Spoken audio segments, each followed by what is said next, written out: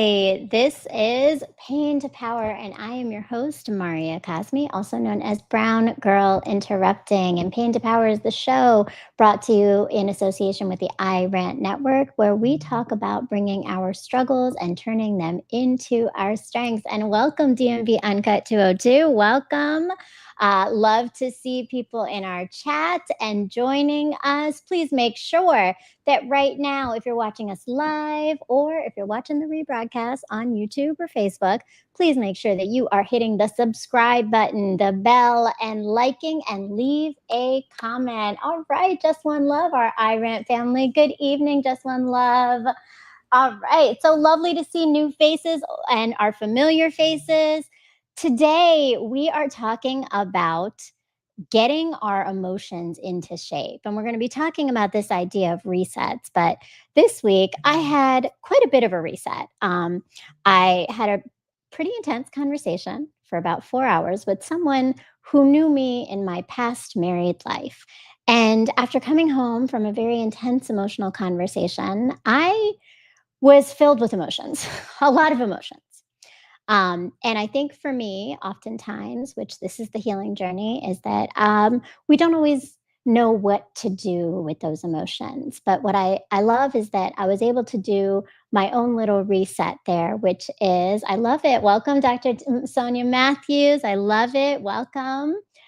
And my reset was that I had to let go of the self judgment of the mistakes I made as a 20-year-old woman who married the wrong person and had a tough life from that, and start to give myself some apologies and self forgiveness. And in that reset, which was a lot of ugly crying and a lot of intentional emotions, but I got to self forgiveness.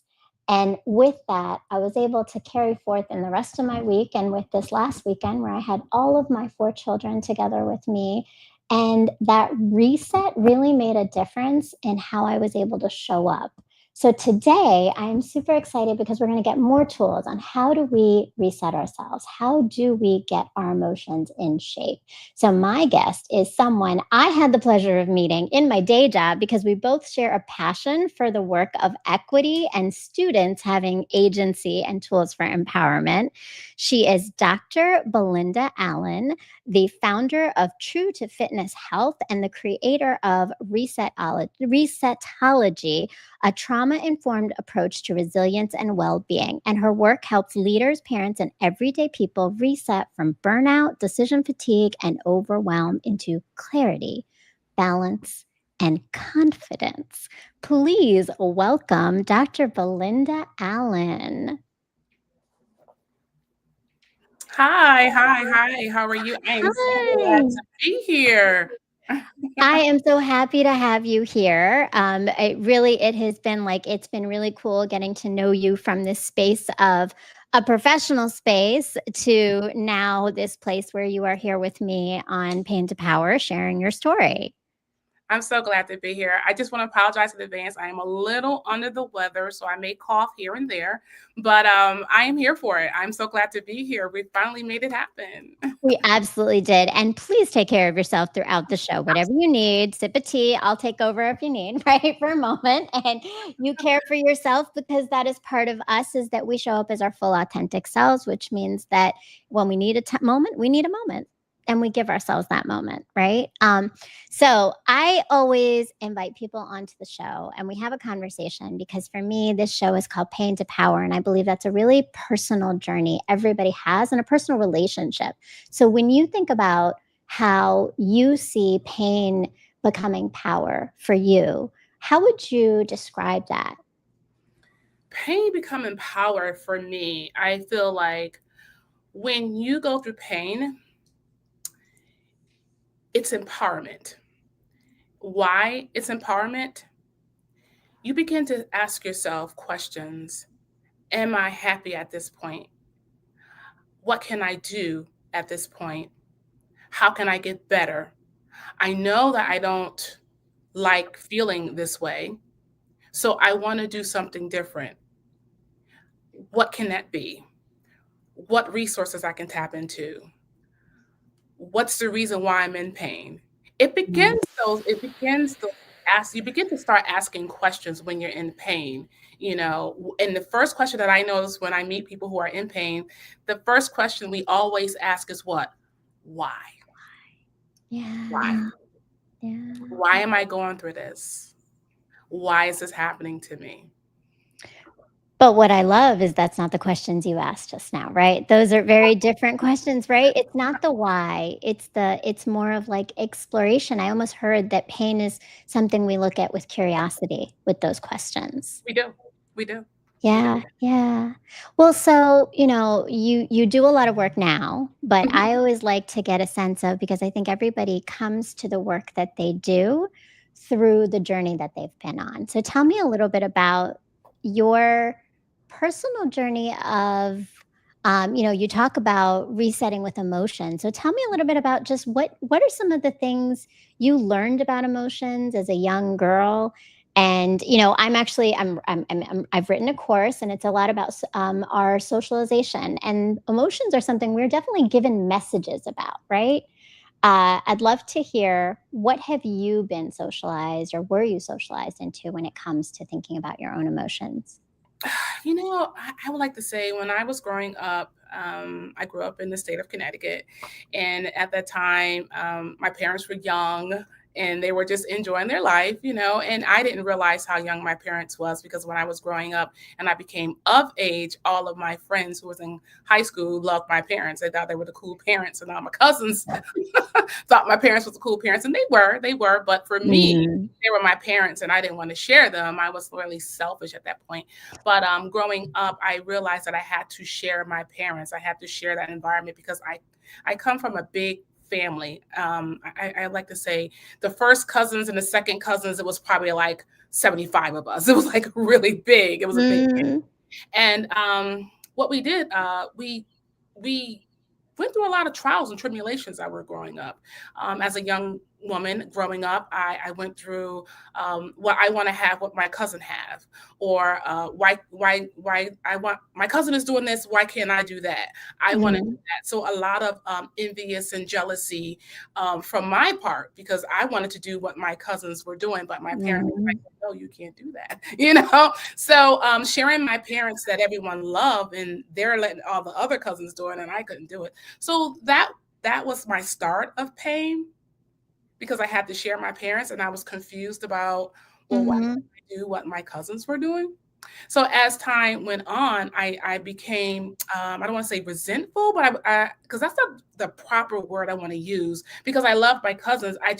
I want to say jealous that they had a better relationship with my parents than I had. At least mhm, that's what I thought at the time. So I had to soothe myself, and I soothed myself by cheering myself on, saying that I was great, saying, just doing that self soothe, the self talking.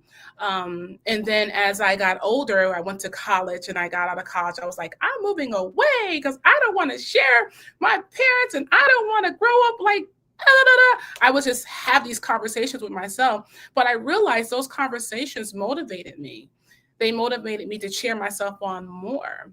And then I also had this beautiful cousin, his name is Marcus Burris. He would always give me compliments. And he would always say, "You're a star. You're different. Your parents treat you different because you're different. They see something different in you." So he would give me mm, that push. So that self soothing voice that I was going through, having him as a cheerleader in the background, then I became a cheerleader.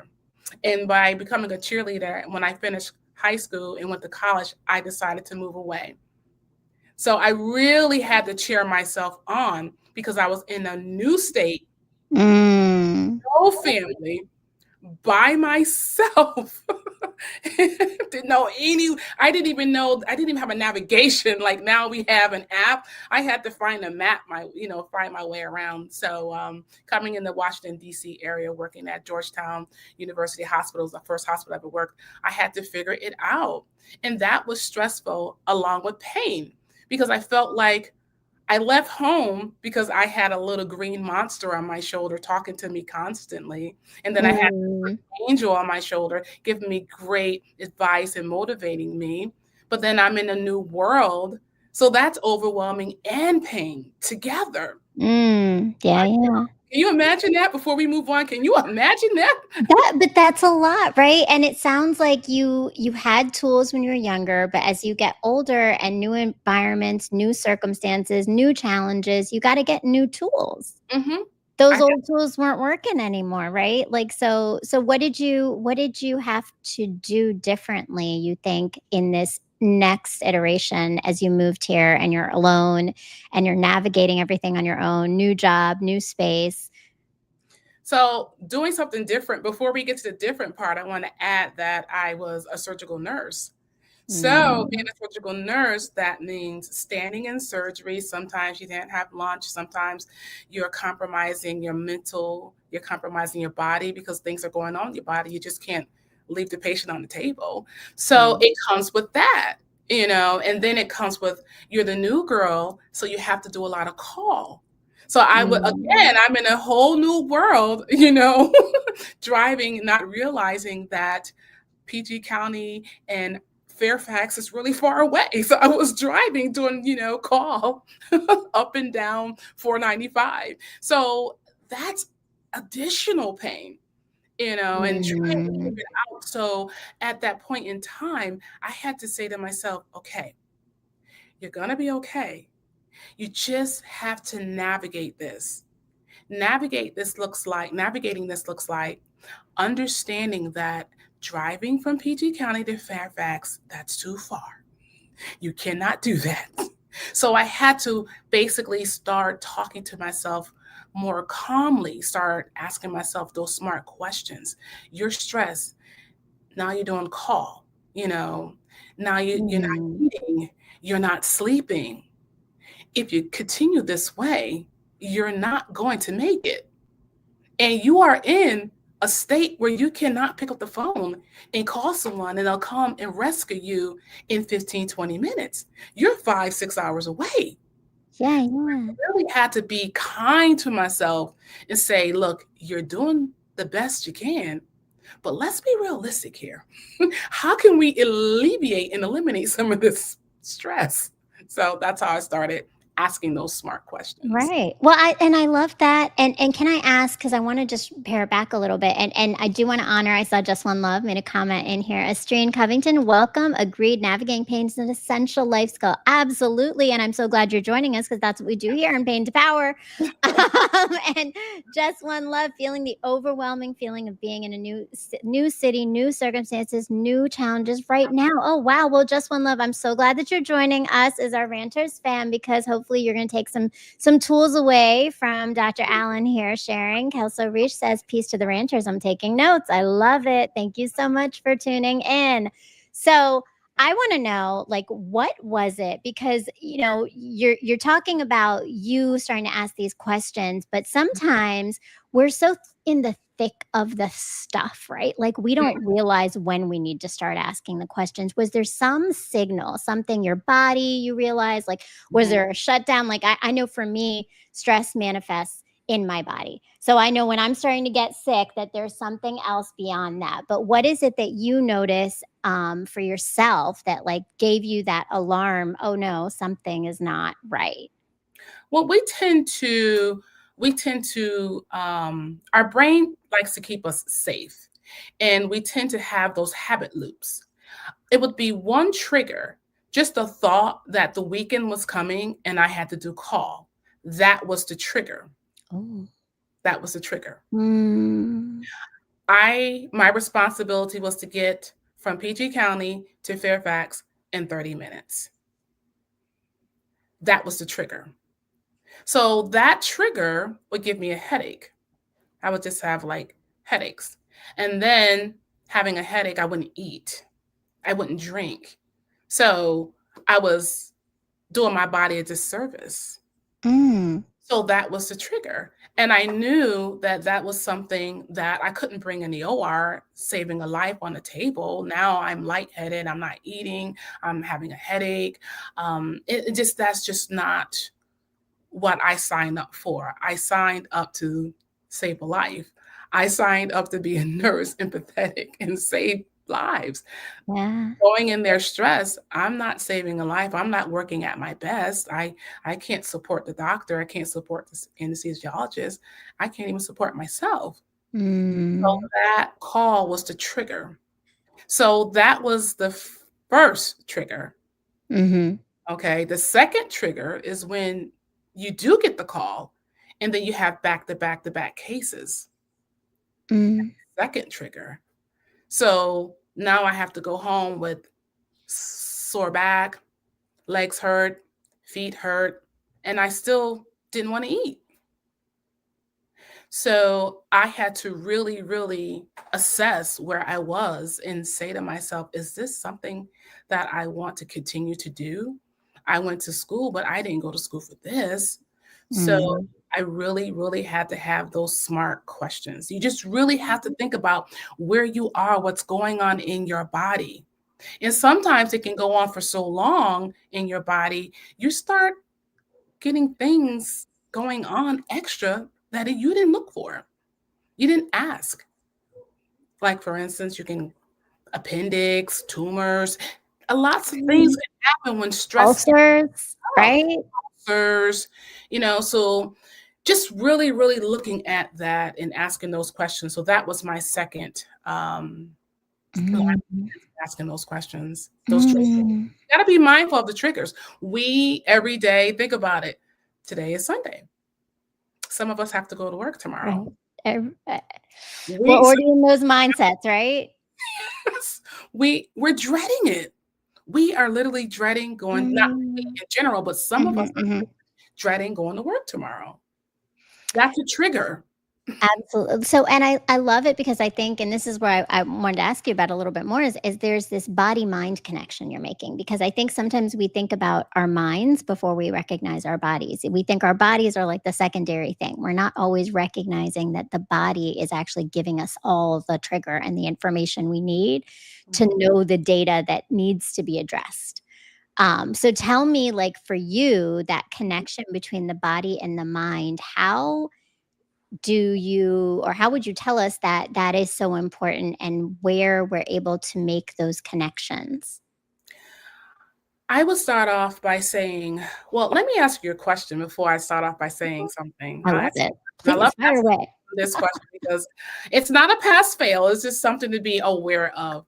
So you're lying in the bed, your alarm goes off. What is the first thing you do when your alarm goes off? Oh, I'm Hmm. not a morning person. Can I say that in the very beginning of this? Like, You can I say that. literally have this conversation with myself and many people daily is I'm not a morning person. So for me, it's like, um, what time is it? Can I put this news on for just a few more moments? Because I'm not ready to face the day yet. Well, that's a great answer because for starters, for me to be as happy as I am, I'm not a morning person as well. Just so you're safe. We're safe. Okay, okay. Well, I appreciate that. But the majority, they pick up their phone. They scroll through their phone before they even allow their brain to wake up. I Mm. would encourage each and every one who's listening today, or tell your family, when you wake up in the morning, hit the alarm, put the phone down.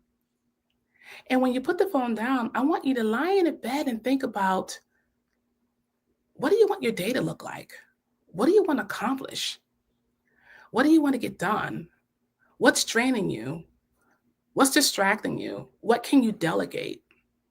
How do you want your day to end? And then Mm. I want you to go in the bathroom and I want you to look at yourself in the face and ask yourself, am I okay? You want to perform a self audit as you're asking yourself, am I okay? Your body lets you know if you're okay before any calendar will let you know to reset. You look at your eyes, you look at your skin, see if your skin is dry. Your eyes will tell if you need more sleep. Add an extra hour of sleep. If your skin is Mm. dry, drink some water. And then after you do your self audit, do a breathing exercise. Just a 2-minute breathing exercise. And once you do your 2-minute breathing exercise, look yourself in the mirror and say, I'm okay. I am doing the best I can. I love myself. I like myself. And here's the challenge, tell yourself why you like yourself.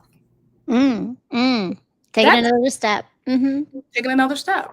That is starting the first line of your mental defense. Mm. And to start putting priorities and boundaries and putting yourself first, because now you realize you are worthy of a reset. So that's Uh, what. well, I love that, and there's so many pieces there. Before we get to it, though, I saw a lot of people in the chat, and I just want to honor. We've got some great conversations going on. So, just one love says, being homesick and lonely were my triggers, which made me anxious all day with back pain, relying on medication, which I didn't want to do. Well, I'm so sorry, just one love, that it has been Yeah, that difficult for you. But it sounds like your body was giving you those messages, right? Saying, "This is the day the Lord has made. I will be glad and rejoice in it." I love that you do have some reframing and no holdbacks TV. Welcome, Tasha, also part of our I Rant family. I love so many people pulling up today. This is true. I get up and try to say a prayer first after I turn the alarm off, then say today is going to be a good day. Like I'm ice cube, right? I love it. I never put myself first as a caregiver, right? Well, honestly, Tasha, I want to say, and to you, Belinda, too. Like I've been doing this course, and I think one of the patterns that keeps coming up for most women that I'm talking to, because I happen to be talking to women, but I believe it's probably people. Right. I don't think it's just females that are there. This is that not putting ourselves first is just a very common thing, a common thing. And whether that means scrolling on your phone because you're not putting yourself first, right? You're putting everything else first, or it's just moving through your day and not checking in with yourself, like you just mentioned, all those elements, right? Like, so there's a lot of ways that we often don't put ourselves first or right. prioritize ourselves. But it sounds like part of the foundations of emotional fitness, which is what you're talking about here, is the self focus. Like you got to focus on yourself. And it sounds like that requires the reframing. I have to start having some of those mental conversations and shifting and thinking about my mentality differently, and then right, putting ourselves first. What Tell me a little bit more about emotional fitness, and like you talk about this, right? Like we can do this. We can train our emotions. Oh, yes. Oh, yes. Oh, yes. Oh, yes. Well, we could train our emotions by starting off asking smart questions. If you're lying in the bed and you don't feel like getting up, ask yourself why. If you ask yourself why 7 times, you're going to get the answer. So let's play the why game right now. You said you don't want to get out of bed when you wake up. You just want 5 more minutes. So let's start off Mhm. and play the game and say, why? Why do you want 5 more minutes? Mm. Because I think I might feel a little bit more rested and I'll be ready to wake up if I have 5 more minutes. Okay, so you get 5 more minutes. Why do you feel like you deserve 5 more extra minutes? I work really hard and I went to bed really late working. So why are you working hard and why are you going to bed late? You see how this is working Because out? there's not enough time, right? Yes, no, I get it. And we keep going and we keep going. And I think And then you're going to get your answer. if I were to go further, sometimes I think I wonder if also we aren't doing what we really want to do sometimes. So, am I waking up to the thing that I want to wake up to? I wonder if that's a question some people aren't asking ourselves. Or if I go to bed an extra hour, will it help? That too. Yes, that one too. And some of us, I go to bed late too. I'm a night owl. Okay, those who know me know I'm a night owl. I'm in the bed like 1 o'clock in the morning. I mean, I'm answering emails and things of that nature. But you have to ask yourself, if I give myself an extra hour for 5 days, when my alarm go off, will I actually get up? But you don't Mm. know. You don't know because you never tried it. So the questions are leading me to then consider new habits I can adapt that might change the outcome of the habits that are not actually working for me. The question is leading you to the habit loop, Okay, the habit loop. that goes on, because remember, our brain wants to keep us safe. It wants to keep us in that same pattern.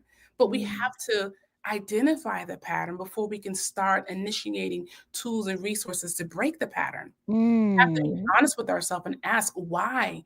Why am I feeling this way? If I just do an exercise and go to bed an hour early 5 days this week and I still feel this way, then you got to ask yourself why again. You start asking that question why. And so now you're beginning to rebuild. Let me give you an example. When our phone acts up, okay, That happens. get an update. If you ever notice, iPhones, it implements an update, Mhm, mhm. right? Every so often, the iPhone will implement an update. It reboots. Why are we any different from an iPhone? Mm. We need to reboot. We need to recalibrate. So that means we're going to have to shift it up. We have to change some things. We have to add some things and take some things away. So if you're on your phone late at night, get off the phone because all you're doing is inviting all that outside energy in your brain before you go to sleep. Now your brain is really active and it's never resting. Our brain is constantly going and going and going. So Mhm. these are some things that I would say to just start asking why 7 times. You're going to get the answer. I promise. Okay, well, I like that, but that's a really useful tool, and that's something that all of us can do. Y'all heard it, right? 7 times, ask yourself why, and we're 7 gonna get times. the answer. I mean, it's like root cause analysis essentially is what it is, right? That's the root Mhm. cause. That's where we keep going and we keep going. Well, why? Why, right? The kids had it right at toddler age, right? The why question is the right Why? question to Go ask. to bed. Why? Why? Um, but I love this idea because you talk about the reboot with our phones, and iPhone always lets us know when we need to reboot. But how do we know when we need to reboot? Like, what are some of the things that help us know that okay, I need a reboot right now? So I know we kind of talked about the burnout in terms of like like really coming to a place, but it sounds like reboot isn't really at that level always. It might be a little bit less intense, but you just know there needs to be a shift. Definitely. And I would say that's where a time budget comes in. That's when you calculate your time. Calculating your time, that's when you look at your calendar. Just take a moment, look at your calendar, and look at what is taking the majority of your time. And then you look and see what is taking less of your time. So you want to incorporate that time budget. For instance, you got it, we all going to get 24 hours a day. We're not going to get any extra hours of the day. We already know that. It's just the way it is. That's Mm. how they created it. So in that 24 hours a day, you want to look at for 30 days who, what, where, why, and how is taking your time. Mm. Okay. And if you have extra things up there that you can get rid of, delegate that. Get rid of it. So then you want to, I think a beautiful calendar is when you have white spaces, back to Mm. back meetings, back to back. That doesn't do you well. You got Oh, to incorporate Lord. those white spaces. And inside, you're like, oh Lord, like you're feeling this. And inside those white spaces, I want you They to, feel like breaths in the middle of the day. I'll be honest. When I look at my calendar, I'm like, oh, I'm going to breathe today a little bit. well, here's the thing. I could give you a little trick. Okay. Take a moment, look at your calendar, move some things around, create white space. Then I want you to put on your phone at 10 o'clock, no matter what's going on at 10 o'clock, I want you to give yourself 5 minutes to reset. Think about what do you want to accomplish today, or just sit in peace, quietness. 5 minutes. Do Mm. that every single day for 5 days. You've given yourself 35 minutes back. Mm. Okay. Okay. I like that. I like that. And Do that that for 2 weeks. specific time budget. Do it for 2 weeks. Mm. Then I want you to start putting in there 10 minutes. And then Mm. after the 2 weeks, 15. The object of the game is to give yourself 1 hour of free time. So you think about it, 5 days a week, eventually it's 5 hours. And 5 times 4, that's 20 hours that you're giving yourself back. Mm. It's important to do a time budget. And when you're doing a time budget, you want to look at The time you're giving your family, the time you're giving yourself, the time you're giving your Mm. spouse, the time you're giving work. Cut the computer off. Work is not paying for extra hours, so don't give work the extra hours. So that's what I would say. Incorporate a time budget and really look and see who and what is taking your time. Take your time back.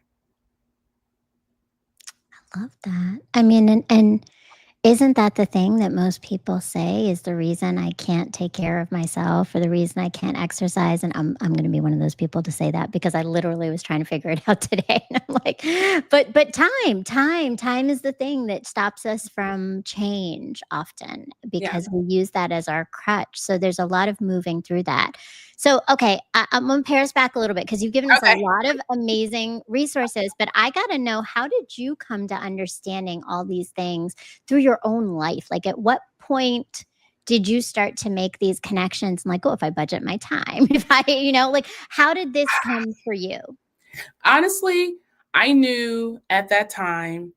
Well, first, I realized that being an operating room nurse was not for me after a decade. I just like, okay, I'm newly married. This is not gonna happen. I'm not gonna have time. I mean, I was newly married and my husband wanted to go out and I didn't have time to go out with my husband on the weekends. Mm, My husband's mhm, family, they love to get together and I was always missing out. And I was like, well, gee, I'm newly married. I want to be involved. I want to be engaged. So I realized that resilience comes with a cost. It comes with the cost when you have to scale back.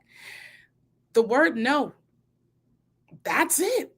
It's stronger than you think. It when you say no, it's not weak. It's strength. mm, mm. Saying no gives you back time. If you miss a birthday, it's okay. I'm sorry, I'm unable to do that. However, I can send you a gift. You don't have to explain why you're unable to attend. You don't have to explain that. You just, I'm sorry, I just cannot come this time, but I'll be at the next one. And be honest. Resilience comes with the cost. It comes with the cost because you have to control your time. You have to control your nose, implement more no's, implement Mm, more no's, mhm. creating mental safe spaces. You have to create mental safe spaces because here's the thing. How are you going to grow and get to the next level if you do not create that space? I mean, we could just throw it out there, put it on the AI and see if it sticks. But how many times you're going to keep throwing it out there, put it on the AI and see if it sticks? How many times you're going to do that? Because after a while, you're going to see 2 years went by and you're still throwing it in the AI to see if it sticks. When we can incorporate that mental space, time. If you incorporate the time, you can incorporate the mental space and you can incorporate those smart questions. Because only you know what it is that you want to do. Only you know where it is you want to be. And only you know what's getting in the way, really. Only you know what's getting in your way. Only I only you know. Only you know. Only I you. love that. Only you know, right? But Only you I know. mean, but that's so important because all of this requires effort. But I what I love is that you've offered this small incremental shifts for change, right? Like change, and I think sometimes people don't make change or don't change their habits, and people, by people I mean me too. But I'm just saying, it's people. I'm people too. But like, but because we feel like it's got to be this grandiose thing, right? Like, so, okay, I haven't worked out in so long. Now I'm going to go to the gym 5 times a day for an hour and I'm going to do all the exercises and like all the classes, right? Like we jump. That's what happens. And Like you we have leave our New and then Year's you quit. resolutions and then we quit. Then And then you we quit. Nothing sustains. So what I love is that, and it reminds me a little bit of Atomic Habits, right? It's this idea of small shifts, really intentionally, and in a way where it's aligned to your life. So those it's small not wins. something outside of what's already happening. So you're like, there's no excuse for you to say, okay, I'm just not going to pick up my phone right now, right away. I'm going to just sit for a moment and think about me. 5 minutes. 5 How minutes, 5 minutes, okay? 5 minutes. Incorporate it. Let the alarm go off at 10 o'clock. You're gonna be on your phone anyway. I mean, let's be honest. You're gonna scroll or you're gonna these habit loops. 5 minutes, 10 o'clock. Alarm goes off. Give yourself 5 minutes. 1 o'clock in the afternoon. It doesn't matter what you're doing. Give yourself 5 minutes. 5 o'clock in the evening. It doesn't matter if you're in traffic. Give yourself 5 minutes. Pull over. Give yourself 5 minutes. Or just give yourself 5 minutes. Because I'm telling you, Because you deserve it. you deserve it. And it's so wild if you think about how much time you give away. You're like, wait a minute, I cannot get this time back. You can't. Mm. Boundaries equals results. Mm. If you like the boundaries, you make minor shifts. If you don't like the boundaries, you have to create a safe space. You have to change it. You have to do shifts. So I want What everyone to can leave. can we go back a second? You mean if you don't like the boundaries, meaning if you don't want to put up boundaries, then what you just need to do is put up your own safe space. Yes. Okay. Yes. Boundaries. It equals results. Leave here tonight. Boundaries equals results. Did everybody hear that? Boundaries equals Equals results. We're results. putting ourselves first, and boundaries equals results. Equals results. I hope you're all taking notes right now. Yeah. I love this. And I mean, but all of this is so important to, again, getting to a lot of the spaces, and that I imagine you're seeing in the work that you do, which I want to get into a little bit more of, what are you doing with, you have all this knowledge. So let's talk about what you do with it. You are the creator of Resetology. It sounds like we got a little mini course in it just now, right? A little mini Possibly course. a Yes. little mini course. Yes. But tell Yes. me about Resetology, what you do for others, what's the purpose of it? So Resetology came about. I have a beautiful, beautiful, beautiful cousin. She lives here in Maryland, and we like to call ourselves sister cousins. Sister cousins. I love sister cousins. Yeah. Miss Covington. We were talking about it. We were talking about reset, and I was telling her how reset. What does it look like to me? And we talked about recenter, refocus, regaining, reimagining. We were just putting these R's together. And then I said, wouldn't it be great to teach 3 R's, 3 simple R's that people can use to get results? So we came up with the R3. And I think I did one workshop just as a trial. And during that time, you wouldn't believe how many people raised their hand and said that they don't reset at all. I'm not surprised. I That think we see it all the time. We sacrifice ourselves for everything and everyone else. it was shocking to me how many, I want to say women at the time I was speaking with, but like 9 times out of 10, they all raised their hand and said they don't take a lunch break, but men do. Mm-hmm. That was shocking to me. And we're talking like executive leaders. They don't take lunch breaks. They just go and go and go and go and go. And I said, well, how are you being productive throughout the day if you're doing meeting after meeting after meeting after meeting after meeting? So I was talking to my sister cousin, and we came up with the name, and I just came up with the formula, the framework. And I said, you know what? I just want to teach people actually how to just do mini resets so they can have big wins. So that's what I do. We go to organizations in the community, and we do resilience training. And we just, first off, we talk about awareness, and they're shocked. So many people are shocked, like, oh my gosh, because I really take them down the trail to show them exactly how much time they're giving away, and they're not getting paid for it. That's the thing right there. Monetize if you're going to give your time away. And then after we talked about that, when we go to resources in reference to understanding your triggers, understanding stress onset, the name of the game is to reverse stress before you reach burnout. That's the name of the game. Tools where they can go throughout their day where they're not so overwhelmed. So that's what we do. We do these workshops in the community. I do it other things. I'm sure you saw me doing other things, working with the youth. I Well, we're partner. going to talk about that in a second because I want to Oh, get to that okay. as well. So that's what we do. I love that. No, but I mean, and I would wholeheartedly agree. I work in the school system, and I meet so many women leaders Mm, who move, mm. and rarely take care of themselves, right? Like, I'm lucky if they're sitting there, at 3 o'clock with a meeting with me and they're eating a couple blueberries because they haven't eaten all day, right? Like, I see it. I Yeah, see it I know. constantly, right? And I think for me, I'm also one of those people. I'm like, now we're pausing. Like, we're not going to keep moving, moving, moving. Like, that's been something that for me has been my tiny goal of like, I'm not. I am moving in flow and not in task constantly, right? Like, that's my goal. But that's what we do. That's what women do. And I love that you're talking to organizations. But I met you in quite a beautiful space. So let's talk about that a little bit. I met you at the Youth Equity Summit. Yes. Um, and that was quite a amazing experience because I think Yes. we were both there talking specifically and meeting. There were students there. It was young girls and young boys, Mhm. and that's a lot of the work that you're doing. So tell me how some of this information is guiding and empowering young people.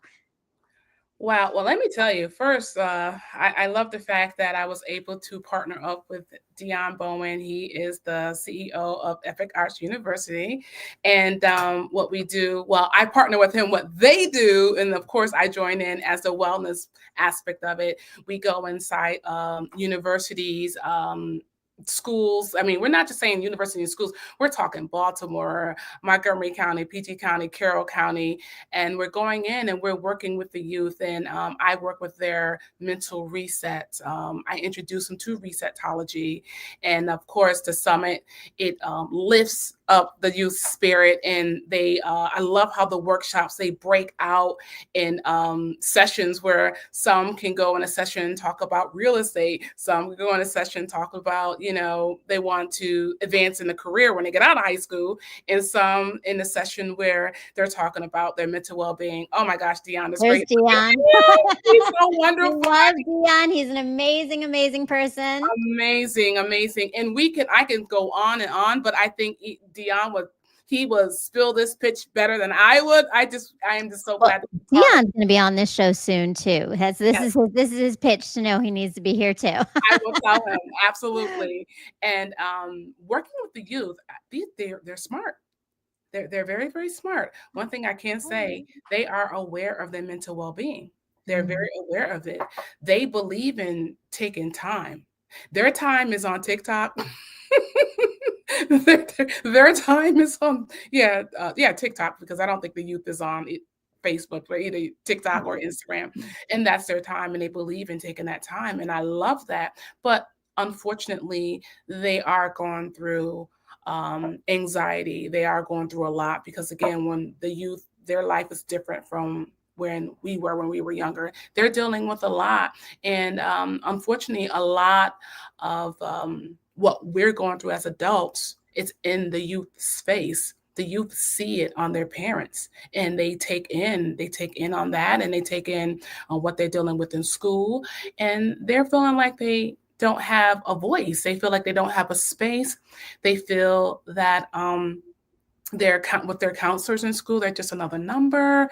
And going in and talking to them and giving them really tricks to have a better relationship with their teachers, and then also create a new relationship with their parents, and understanding that this is a different time for parents as well. So I Mhm. love going in there and talking to them. I love them to death. And I don't just do it with Dion's group. I also do it with my company as well. We got a couple of schools here in Montgomery County, and we're going in, like, for instance, I have Tilden. I go in with Tilden and I work with Mhm. the Pom Pom girls, and they are very, very smart. But what I love about them, they're unapologetic when it comes to their time. Mm.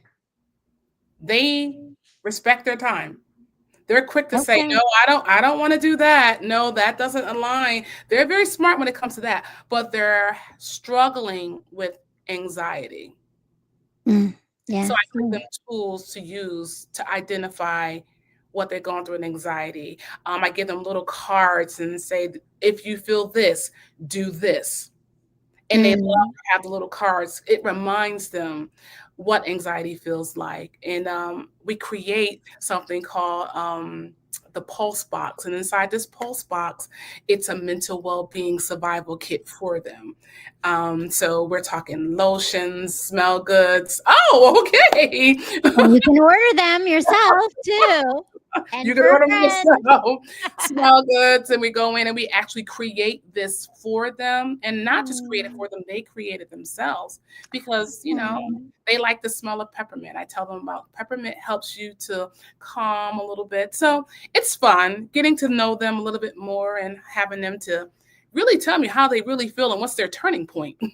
Well, and again, like, but it's so important. What you're doing is so important because, as I said, I do work in the school system, right?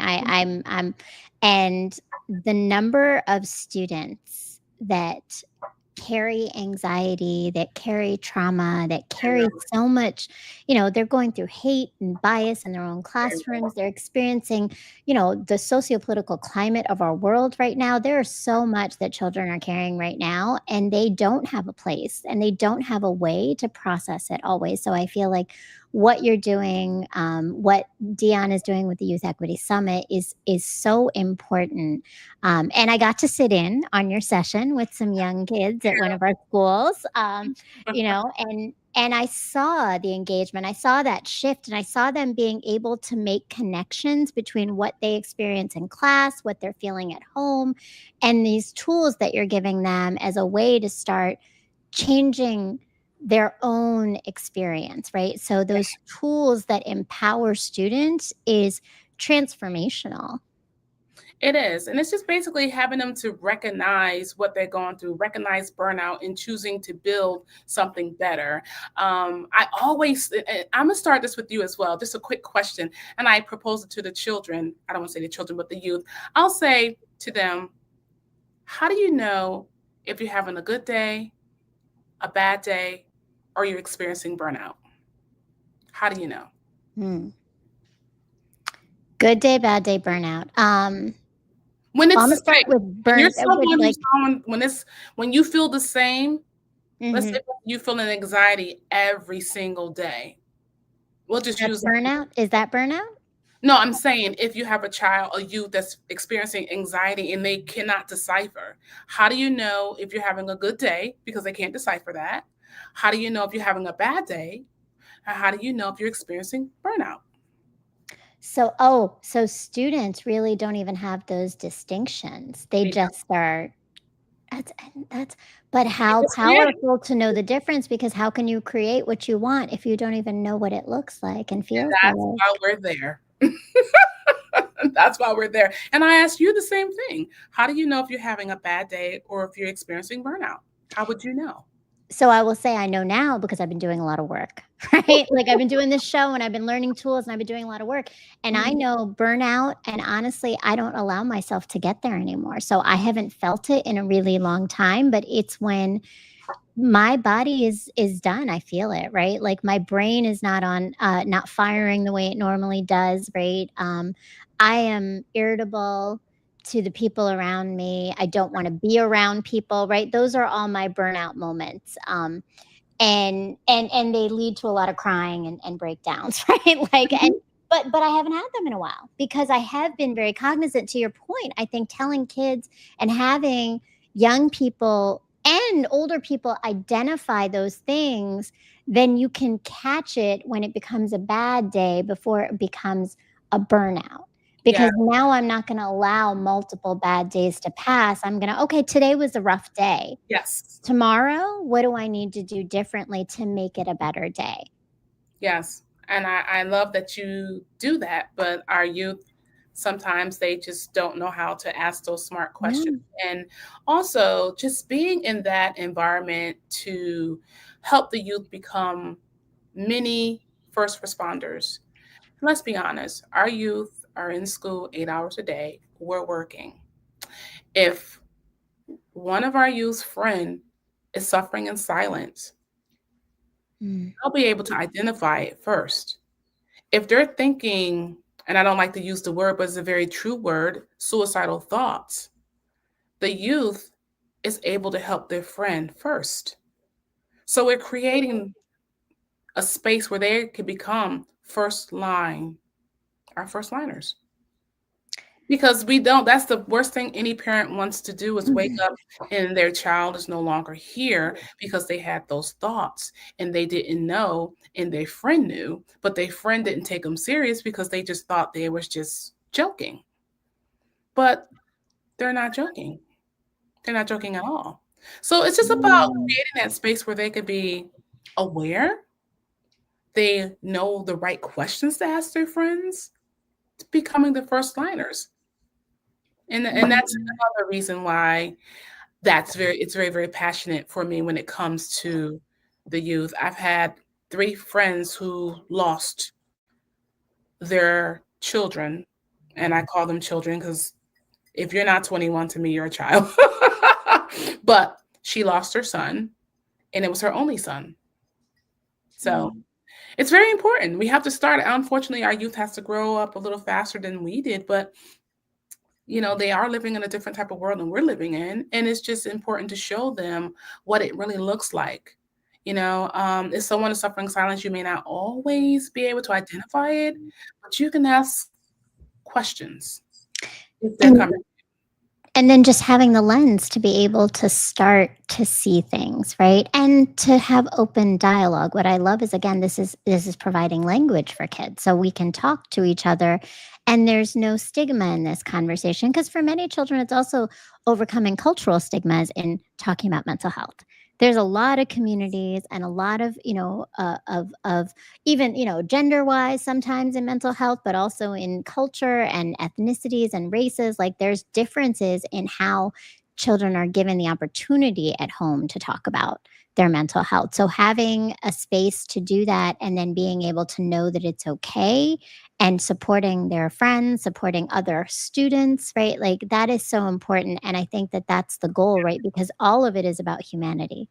It It's is. about honoring their own humanity of just being individuals who need to be cared for themselves, and also recognizing their peers in the same ways. And it is very important work, and you are definitely helping them, because I think this is the other piece that I think about often, is that it's so much easier. There's a quote, and I can't tell you what it is right now because my brain is not working, but there's an excellent quote, and I know you're gonna know what I'm talking about. I can't think of who said it or what the quote is, but the idea is that it is so much easier to build and give tools to someone who is young than to start to reshape and change the mindsets of someone who is older.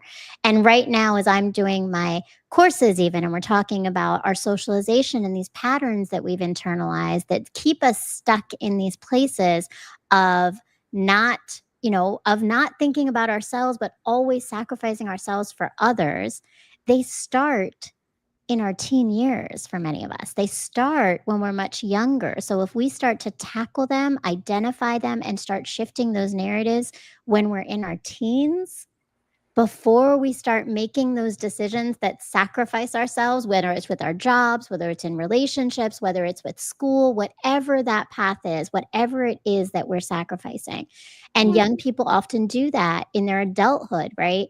It's yeah, the tools given early. And I think that, to me, is the goal of this work, is what I hope this show does, which I hope all the work that comes from this show does, is that we're starting early. Pain to Power should be a journey that we don't have to wait until we're all the way into the pain of our 50s and 40s before we start addressing it. yeah. That is so true. So true. Right now, if you look back and you talk to your 20-year-old self, don't you wish, right? There's some tools that you wish you had. I mean, I think about it all the time. That was my story at the beginning, right? This is the work, is that, you know, we have these stages of our lives where we've made decisions and we have to go back and forgive ourselves, but start shifting those decisions, start making those resets, start making our small habits, right? Like you said, those Small habits. small habits can change the outcomes, right? Because Boundaries you dive, equals like you said, results, if you right? dive I in saw big, that Just One said it, right? Just One Love said it. Boundaries equals results, right? Like that's the results. truth. That's the absolute truth. Thank you so much for all of your wisdom and your skills and all the things. Please let us know, where do we find you? How do we follow you? How Oh do my, we get some guidance from you? oh, guidance, guidance, guidance. Well, I love giving guidance, as you can see. So, T2FH, we actually do have a resilience program, and it's called the Breakaway Call. And we always allow individuals to have this breakaway call twice. They'll come in and they'll just tap in and see how it is. But anyway, they'll come in. Some people get the breakaway call.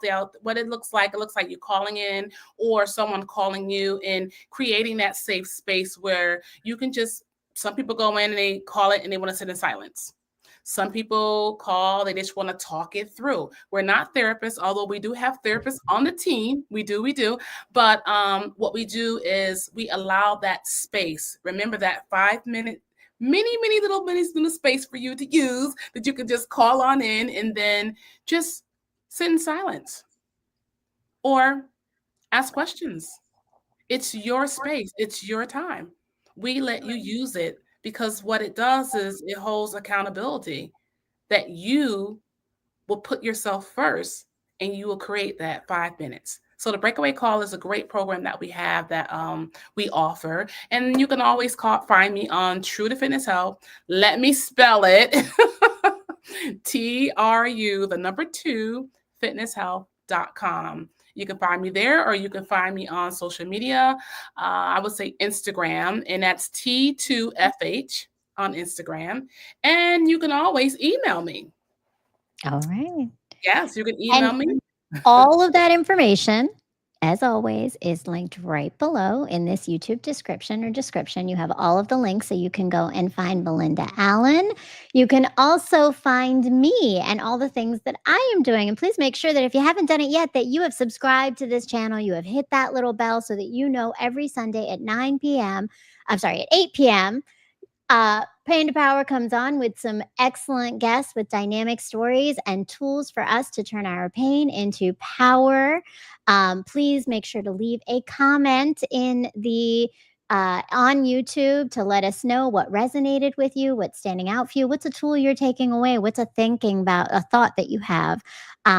I love the whys. I'm going to really take that one with me because that's the simplest one, right? Just ask yourself why 7 times and you will come to the root cause of what it is that's going on for you. Thank you so much, Belinda. Before we leave, I have mentioned it a few times, but I just want to also tell you is that I have created some courses. So, Belinda, I've created some courses, Dr. Allen, that I want to tell you about as well, that Okay. are all about getting to target and understanding how do we unlock the empowerment within us by finding our patterns that are holding us back and starting to reframe them and retrain our brains, as well as learning some habits similar to those boundary setting and how we communicate with others. It is a 5-week course, all virtual. Starting again, I'm right now in my cohort 1, loving the folks that I'm with, and we're doing some great conversations.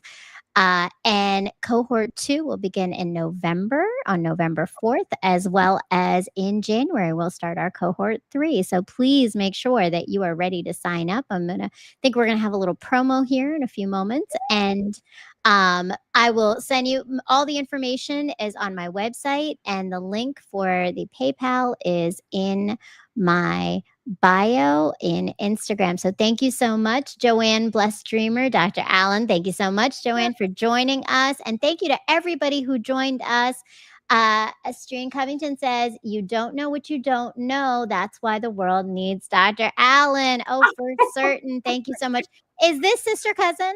That's Sister Cousin. Okay, I heard Covington and I was like, sister cousin, right? Thank you so much. I saw Sonia Matthews in here as well. Thank you. And thank you to everyone who tuned in.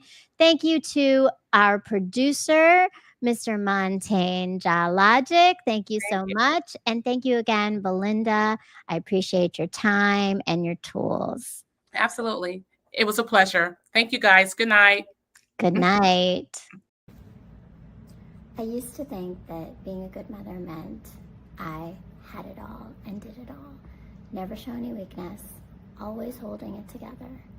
But what I've learned through the experience of raising 4 children through divorce, transitions, and growth is that the real strength is in my mindset shifts. It's letting go of the story that I have to be everything to everyone and starting to ask, what do I need to do to come home to myself? Those are the kind of shifts we're going to make together in Empowerment Unlocked, because when we change our story, we change our outcome. So join me to start your sessions. The link is in my bio, and follow me on Brown Girl Interrupting on Substack, Instagram, TikTok, and Facebook.